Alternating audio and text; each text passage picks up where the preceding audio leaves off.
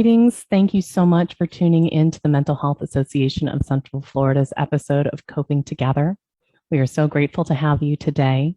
I am Charlotte Melton, the Vice President of Operations. Our topic today is going to be gratitude, a tool for coping with the holiday blues. And our guest today is ToJauna Forbes. ToJauna is a licensed clinical social worker with ToJauna J. Forbes Counseling and an empowerment specialist. She is also a longtime board member, and we're so grateful to have her and her support. So thank you, ToJauna. Thank you. I'm so happy to be here and talk about gratitude today.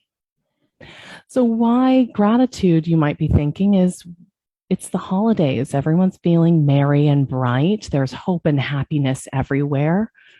Well, we know that's not always natural for everybody, or where you are in your life or moment right now may not have that being the quickest tool to grab. So gratitude is a way to bring up that light. And we want to talk today about what it can do for us, how we can implement it. And I couldn't have a better expert or specialist with me today on this topic than ToJauna, especially as that empowerment specialist. So let's start out with our first question of how can you help us understand a bit more about what gratitude is? Yeah, I think it's so important to understand it because it's becoming a term that we kind of just talk around. Oh, be grateful, oh, have gratitude, have an attitude of gratitude, right? That's one of my favorite sayings. But I think that's such a good question, Charlotte, to really talk about what is gratitude, right? And so it's simply having a thankful appreciation for what we have, right? So it's being thankful. And that sounds so simple, but in our world, we get so busy, right? And we're so focused on so many things. And especially during the holidays, we're focused on what we want. We're focused on what we need. We're focused on who's missing from the table. But having an attitude of gratitude helps us really just focus on what we have in front of us. And so oftentimes what that means is making a conscious choice. An attitude of gratitude, you have to be intentional, right? Especially if you're feeling down and you find yourself feeling sad during the season, right? You can just say, this is the way I am, or you can make an intentional decision to focus on gratitude. And I believe every single one of us have something that we can be grateful for, no matter what our life situation is, right? Whether it's life itself is something to be grateful for, even if things are not going well in our life. As long as we're breathing, we have an opportunity to get it right. We have an opportunity for something to change. There's an opportunity. So even just being grateful for life, being grateful for our family, being grateful for our friends, our house, if we have housing, right? If we have a car, just things that so many times we take for granted.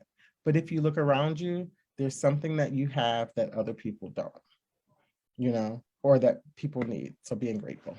It even brings light to me when you say that, like I'm letting it kind of wash over me, because it is a lot about what we think to ourselves and what we put out. And like you talked about with those expectations for what's supposed to be happening. So, okay, switch my thoughts from what I need or what I want to being grateful for what I have, for actively thinking my circumstances or celebrating what I do have. How does that practice of gratitude help us in the moment and longer term? So what it does is when we're conscious about it, right? When we're focused on, and even if we're so good that now we do it without Naturally. even thinking about it, and we're just naturally grateful people, what it does is it shifts us from the negative thinking to the positive thinking, right? And I think we're conditioned this time of year from childhood to think about not what we have, but what we want and what we need, right? We make the My Christmas list. tree, exactly, right? What is Santa gonna bring us? What do I need? What do I need? Who's gonna be there? And so it's really just being grateful forces us to focus on what we have. And it forces us to be more positive, right? So it's a shift from the negative to the positive. And it's not just this airy theory out there. Like I'm not on here talking about just some airy thing. There have been scientific studies that have proven the benefit of being grateful. There was a study done by the University of Miami, and which is right in our backyard, right? So we trust people who are in our backyard, University of Miami. So that's why I picked that one, where they had two groups. One, every day they had to write something grateful that they were grateful for. And the other group, they had to write something that irritated them or they were aggravated with every day, right? So these are two separate groups. And at the end of the time, what they found is the group that wrote what they were grateful for every day, they were not only they test more as more happy, they tested as more optimistic, they had less visits to the doctor, and they exercised more. And we know that exercise is scientifically proven to help increase and stabilize our mood, right? But also what that exercise piece tells me is they probably had more energy. So it's scientifically proven that gratitude really does work. So Not that's how only it'll help us. Yeah. not only do you feel more optimistic, but you're having less negative medical outcomes because you're not having to go to hospital settings or doctor settings.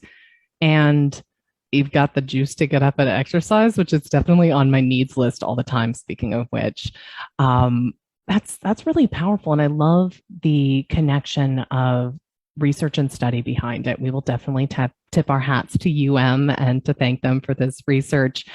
So it's not just how you feel in the moment, but that it feeds you and builds moving forward, and that you can compare pulling those thoughts that are of needs or negative or challenges versus the opposite but parallel is the positive.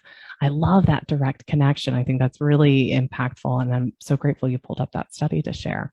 Yeah, I always like to pull up studies, right? Because we tend to trust studies.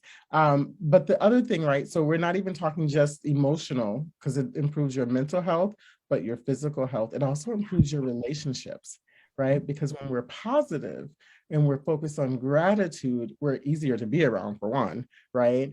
And then it's easier to engage when we have that extra energy in relationships. So there's so many benefits of focusing on gratitude. So this leads into what I wanted to kind of talk about next, which is how do others notice when I'm intentionally practicing gratitude? But it also makes me think of people who have already embraced the holiday settings, because I know we have a very broad spiritual following and that there are a lot of things that are being celebrated this holiday season. So if you are past yours, in the middle, or coming up on them now, those times in which you're with your loved ones and we're feeling those tensions or pains or negativity or uncomfortableness, this ties into, like, how do people notice that we're doing this? And you just touched on it right there, is I'm easier to be around and I'm more enjoyable to talk about. My relationships are more comfortable. I love that. Is there anything more that people notice? I think, right, the change in your mood, they might notice. And also, I think having an attitude of gratitude helps you deal better with those who don't. Right. So we all have that friend or that family member that we'll just call Debbie Downer. But when you have an attitude of gratitude, you can redirect that person, right? Or you have enough in you to say, okay, I hear you, and move the other way, because your focus now is more positive. So that feels uncomfortable for you and you're going to shift. So I think that's what people notice. They may not necessarily say, oh, you're being so grateful now, right? That would be great. But what they might notice is a better attitude. They might notice that you feel more positive, that you're easier to be around, that you're happier.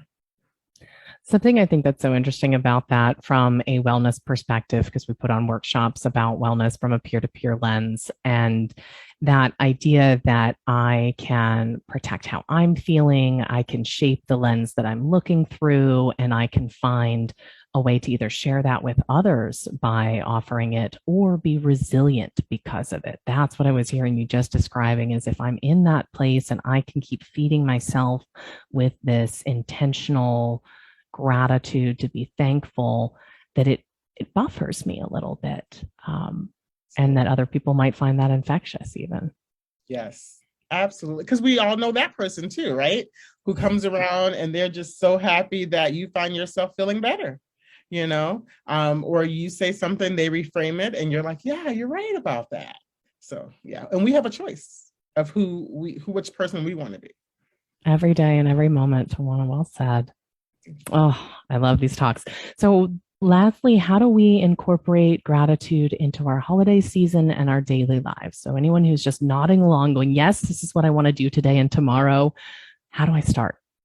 Oh, I'm so glad you asked that. So there's so many ways, right? So many ways, simple ways to more complex ways. So a simple way is, first of all, you have to just make the decision that that's what you want to do, that you find it of value and it's something that you want to invest in. Because remember, when we started talking, we talked about you have to be intentional with it, especially if you're feeling down already. It's not, it may not come naturally, and that's okay. So anything worth having is worth fighting for. So you have to be intentional with it.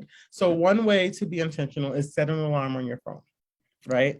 And you could just set an alarm to remind you to take a few minutes and focus on gratitude. So when your alarm goes off, you stop what you're doing, you spend some time, and you think about, what am I grateful for today?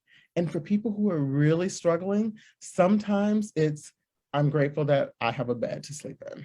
You know, I'm grateful that I have this house that I'm in. I am grateful, that I have running water. Sometimes that's what you have. That's what you have, and then you can go from friends. I'm grateful for the opportunity to go see so-and-so today. I'm grateful for my parent, my sibling, or whatever, right? So just setting an alarm. A gratitude journal is another thing. Just taking some time every day to write in your journal and write what you're grateful for. And another way of writing is to think of someone that you're grateful for every day. And this is a way to spread it, right? So think of someone that you're grateful for every day and just call or text or whatever is your main communication need, or send a card, right? We don't do that very often, but aren't we surprised when we get an unexpected card in the mail? And imagine getting a card that says, I just want to let you know I appreciate you, and for no other reason than that you are a good person and you were good to me, right? So if you pick a person every day, right? And family, friends, neighbors, coworkers, there's so many people that you can choose from. So that's another way. One of my favorite ways is to do a gratitude board, right? So vision boards are so big every year. And around this time, we're talking about doing your vision board, do your vision board for next year. But you can also do a gratitude board, right? So with that same idea as a vision board, write all the things that you're grateful for, find the magazine clips, do the cute graphics, the cute pictures for all the things, put them on the board, and then put your board up. And every day when you wake up, or before you go to bed, I'm a big fan of when you wake up because it sets the tone of your day. Look at your board and just kind of remind yourself of all the things you have to be grateful for. So those are just a few ideas, and I'm sure people are so creative, you could probably come up with so many more. And you find what works for you. That's the key.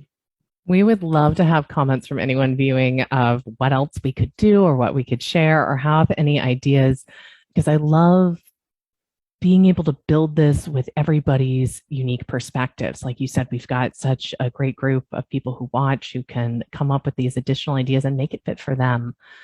Things that connected that you shared that personally resonate are the journal, because I like to reread things, and the gratitude board, because past me is sometimes smarter or more resilient than current me, and I need a little help. So if I'm waking up that morning and I don't want to get out of bed and my head hurts and all the things that can cascade in those thoughts, if I have a physical reminder that can help that gratitude cycle, or that alarm like you're talking about, or anyone who practices yoga, there's usually a sun salutation or a moment where you count your breath in your lungs. And that's a gratitude that I've had to do, is sometimes I'm feeling very dark and I don't feel grateful for all the things around me, but maybe the breath inside me or the hope and intention that I want to feel grateful. And I think that you've done a great job of honoring people in that place as well. And maybe this also opens up that the person bopping around with hope and sunshine is working on it intentionally, and that it's human, that it may not be a natural spring that floods forth from all of us, but it can benefit all of us. Absolutely. And I tell my clients, sometimes we have to fight back. So we wake up and we don't feel good, or we feel anxious, or we feel down and depressed. And I get that it can be hard, right? And it can be challenging, but I believe we all have some fight in us. And so it's just choosing to fight back. I'm going to fight back against this negative feeling. I'm going to fight back against depression, because the other option is to just surrender and say, this is kind of how I'm going to live my life. This is who I am. Who likes it, who doesn't, nobody likes it, right? And so then you find yourself more isolated and more alone, which starts the cycle that feeds right back into the negative thoughts and the negative feelings. So I say fight, and gratitude is a great way to fight back.